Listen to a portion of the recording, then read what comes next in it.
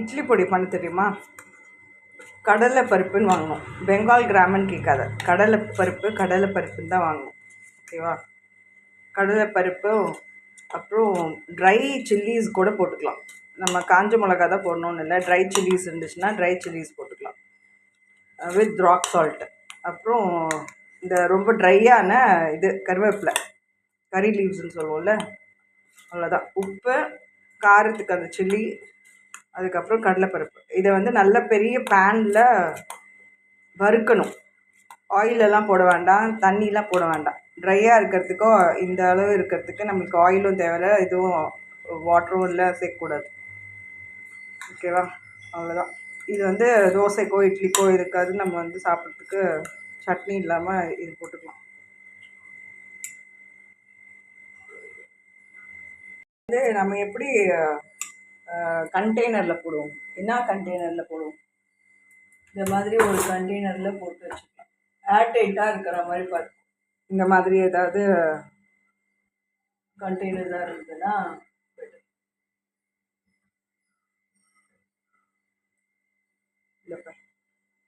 கொஞ்சம் இருக்கலாம்.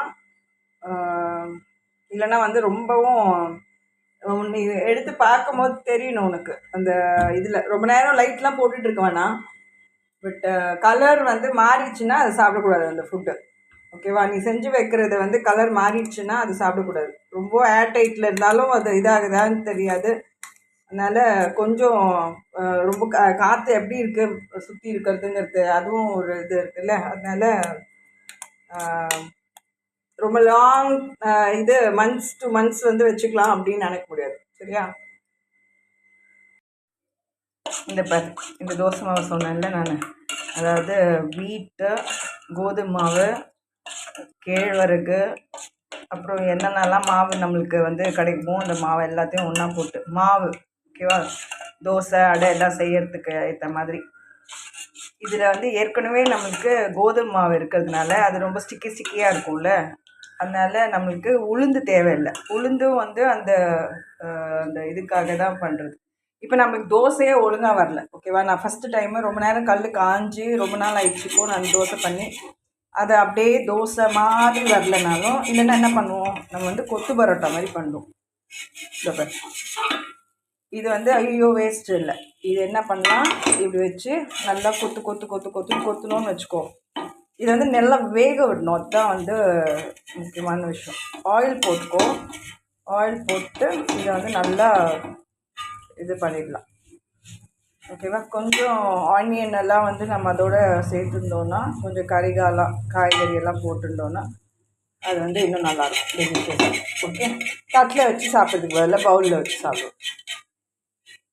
புரியுதா? இது வந்து வேஸ்ட் இல்லை.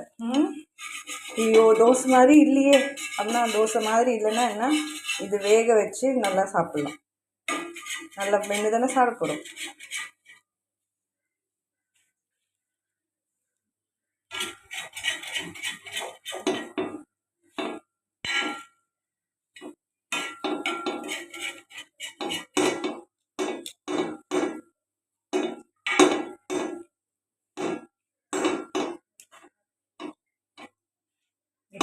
இது கரண்டிலே எவ்வளோ விட்டு, ரொம்ப ஆயில் போட வேண்டாம். நான் இதுக்கே வந்து நான் 1 டேபிள் ஸ்பூன் போட்டிருக்கேன் ஆயில். ஒரு 2 கரண்டி இந்த அளவில் போட்டிருந்தாவே நம்மளுக்கு வந்து அதுக்கு மேலே வேஸ்ட் ஆகிடும்.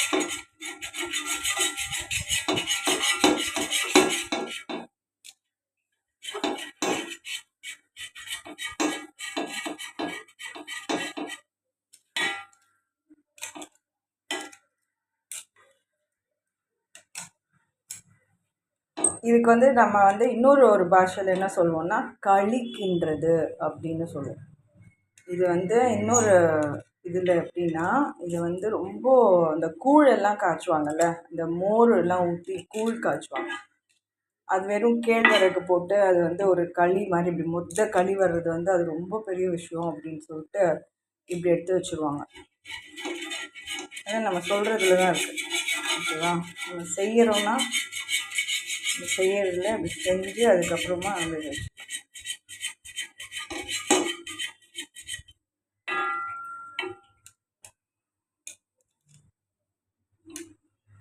இதை விட என்னெல்லாம் நம்ம முறுமுறுன்னு சாப்பிட முடியும், முறுமுறுன்னு நம்ம அந்த அரிசிலாம் அதை வறுத்து வச்சுருந்தோம்ல, அதெல்லாம் போட்டு கூட நம்ம இதை வந்து செஞ்சுக்கலாம். ப்ரிப்ரேஷன் தான், உன்னோட டேஸ்ட் எப்படி வேணும்னு நினைக்கிறியோ அந்த அளவுக்கு டேஸ்ட் பண்ணி என்ஹான்ஸ் பண்ணணுன்னா அந்த அளவுக்கு என்ஹான்ஸ் பண்ணிக்கோ. ஆனால் don't offer it to anybody else. ஓகேவா? What you make is what you have to eat. So as it how it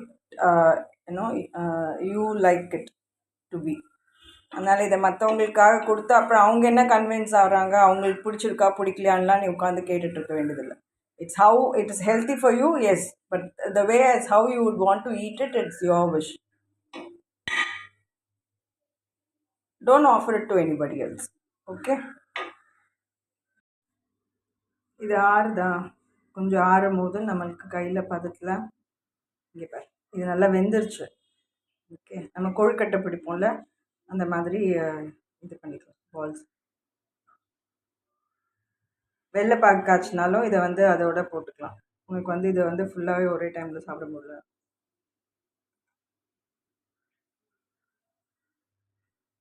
நான் வந்து என்ன பண்ணுறேன், இதோட இதை இட்லி பொடி போட்டிருக்கேன்ல அதோட இதை வந்து இதை அப்படியே சாப்பிட்றலாம். ஓகேவா?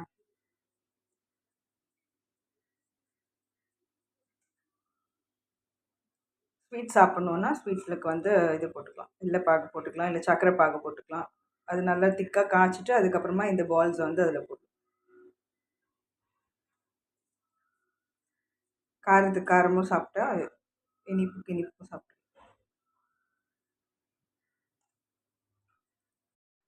இதில் எது சர்விங் ஸ்பூன்?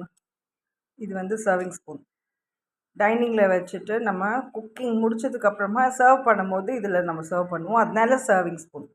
நம்மளே கூட நம்மளுக்கே செல்ஃப் சர்வ்னால் நம்மளுக்கே நம்ம சர்வ் பண்ணிக்கிறது செல்ஃப் சர்வ். நம்ம இன்னொருத்தவங்களுக்கு தான் கொடுக்கறது தான் சர்வ் கிடையாது. நம்மளுக்கு வேணுங்கிறது நம்ம எடுத்து போட்டு சாப்பிட்ணும்ல நம்ம குக் பண்ணால் கூட. அதனால வந்து இது சர்விங் ஸ்பூன். ஓகேவா? இது வந்து டேபிள் ஸ்பூன் சொல்கிறாங்க. இது வந்து டீஸ்பூன் சொல்கிறாங்க. இது ஏன் டீஸ்பூன், இது ஏன் டேபிள் ஸ்பூன் அப்படிங்கிறது இதுக்கு நான் இன்னும் அர்த்தம் கண்டுபிடிக்கவே இல்லை. ஓகேவா? ஒரு மேஜை கரண்டி அப்படின்வாங்க, அப்புறம் இதுதான் மேஜை கரண்டி அப்படின்வாங்க. சர்விங் பண்ணுறது வந்து இதுதான். ஓகேவா? அப்போ இதுக்கும் வந்து நம்மளுக்கு எவ்வளோ டிஃப்ரென்ஸ் இருக்குது பாரு.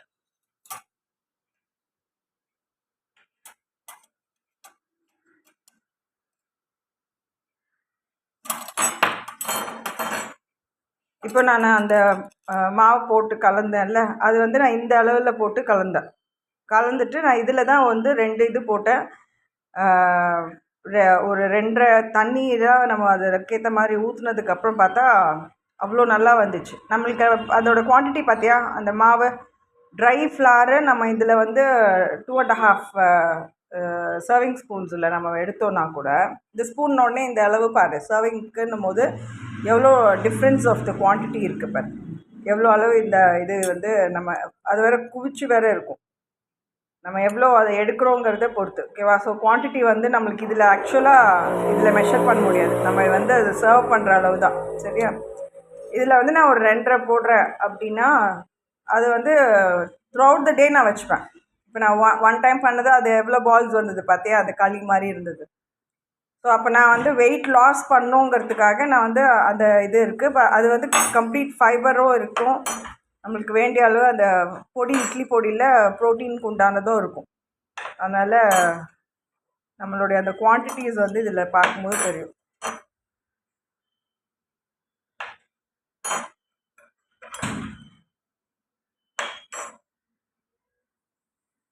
See, when I am 48 years old, ஓகேவா, நான் இப்போ 48 years old and I am only 5 feet tall. 5 feet டால்க்கு நான் 48னா ஐ ஷுட் பி 60 kgs அப்படின்னு சொல்கிறாங்க. 60 kgsனால் நான் இப்போது 66 இருக்கேன். ஓகேவா? அப்போ நான் ரெடியூஸ் பண்ணோம் என்னோடய வெயிட்டு. ஏன்னா என் ஹைட்டே வந்து 5 feet தான். நான் வந்து இன்னும் வளரல அண்ட் என்னோடய ஏஜும் பாரு இப்போது 48 years வந்துடுச்சு. அப்போது ஏஜுக்கும் வந்து கொஞ்சம் இதுவாக இருக்கும். சில பேர் நல்ல போன் வெயிட் இருக்கும், நல்ல ஒல்லியாக இருப்பாங்க, ஸ்லிம்மாக தெரிவாங்க. ரொம்ப ஊழ சதை லொடன்னு இல்லாத மாதிரி இருக்கும். ரொம்ப ஃபேட் அதிகமாக இருக்குது பார்த்தா அவங்களுக்கு வந்து எனர்ஜி இருக்காது நிறைய. ரொம்ப வெயிட்டாக இருக்கிறவங்கலாம் வந்து செம்ம ஸ்ட்ராங் ஆளுங்க கிடையாது. அவங்களுக்கும் வந்து ரொம்ப சீக்கிரம் டயர்ட் ஆகிடுவாங்க. அதனால தான் நம்ம வந்து அந்த வெயிட் இதுக்கு பார்க்குறோம். ஏஜுக்குன்னு நம்ம பார்க்கும்போது இப்போ வளர்கிற பசங்க இருக்கிறாங்கன்னு வச்சுக்கோ. அப்போ நான் குறைச்சிருக்கேன் வெயிட் லாஸ்க்காக டயட்டில் இருக்கேன் அப்படின்னா, நான் என்னுடைய அளவில் சாப்பிட வேண்டிய ஃபுட்டை வந்து சின்ன பசங்க சாப்பிடுமா, இப்போ அவ்வளோவும் சாப்பிடுமான்னா அவ்வளோ சாப்பிட முடியாது. ஸோ சின்ன பசங்களுக்கு எவ்வளோ கொடுக்கணுமோ அந்த அளவு தான் அவங்களால சாப்பிட முடியும். வென் தே சே இல்லை போதும் அப்படின்னு சொன்னால் நம்ம வந்து ஓவர் ஃபீடிங் பண்ணக்கூடாது. ரொம்பவும் வந்து ஃபோர்ஸ் பண்ணி அவங்க வாமிட் பண்ணுற அளவுக்கு சாப்பிட்டு கொஞ்சம் கூட எல்லாமே வாமிட் பண்ணுற அளவுக்கு பண்ணக்கூடாது. ஓகேவா? ஸோ அதனால அந்த ஏஜ் பொறுத்து தான் வெயிட்டும் கூடணும். 10 இயர்ஸ் அண்ட் 15 இயர்ஸ் எல்லாம் பார்க்கும்போது நம்மளுக்கு 30 அண்ட் 40 கேஜிஸாவது இருக்கும். பசங்களுக்கு வந்து 40 கேஜிஸாவது இருக்கணும் அந்த 10 இயர்ஸ் 15 இயர்ஸ்க்கெல்லாம் போகும்போது. 40 45 50 வரைக்கும் போய் அப்புறமா 50 55ல் அவங்க மெயின்டைன் பண்ணிக்கலாம்.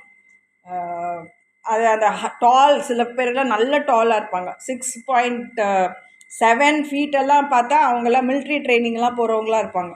இந்த பைலட் ட்ரைனிங்கு மிலிட்ரி ட்ரைனிங்லாம் இருப்பாங்களா அவங்களாம் 7 ஃபுட் டால் 8 ஃபுட் டால்லாம் இருப்பாங்க. அவ்வளோ ஹைட் நம்மளுக்கு சாதாரணமாக இருக்கக்கூடிய சிவிலியன்ஸ்க்கு தேவையில்லை. சிவிலியன்ஸ்னோடனே ஆப்போசிட்டு கிரிமினல்ஸ் கிடையாது. சிவிலியன்ஸ்னு சாதாரணமாக இருக்க பாப்புலேஷன், சாதாரணமாக இருக்கக்கூடிய ஜனங்களுக்கு வந்துட்டு அவ்வளோ ஹைட்டு அவ்வளோ வெயிட்டு இருக்காது. நார்மல் வெயிட்டுன்னு பார்க்கும்போது நார்மல் ஹைட்டுன்னு பார்க்கும்போது 5 and 6 ஃபீட் தான் வந்து நார்மல் சிவிலியன்ஸ் ஆர்டினரி பீப்புள் வந்து 5 to 6 ஃபீட் டால் தான் அவங்களால வளருவாங்க. அதுக்கேற்ற மாதிரி 60 to 65 கேஜிஸ் மேக்ஸிமம் இருக்கும். ஓகேவா? அண்ட் சில்ட்ரனுக்கு வந்து நல்ல கால்சியம் எல்லாம் அப்படின்னா பால் எல்லாம் கொடுக்கணும். மாத்திரைங்களாக வச்சு கொடுத்துட்டே இருக்கக்கூடாது. பால், ஃப்ரூட்ஸு, வெஜிடபிள்ஸு அதெல்லாம் கொடுக்கணும். ஓகேவா?